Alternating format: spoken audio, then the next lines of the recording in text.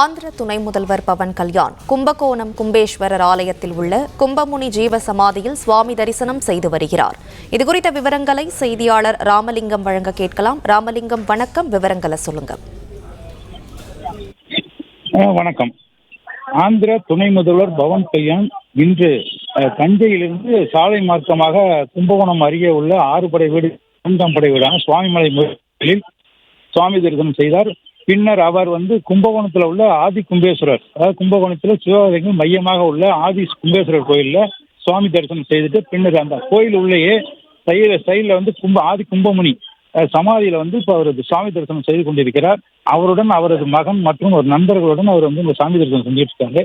அவர் வராருன்னு தெரிஞ்ச செய்தி அந்த சுற்றுவட்டார பகுதியில் தெரிஞ்சோன்னா இந்த ஆந்திராவிலேருந்து இங்கே படிக்கிற கல்லூரி மாணவ மாணவிகள் ஏராளமாக இங்கே திறந்து அவருக்கு உற்சாகமாக வரவேற்பு அளித்தனர்.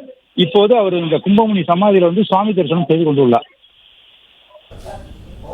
விவரங்களுக்கு நன்றி ராமலிங்கம்.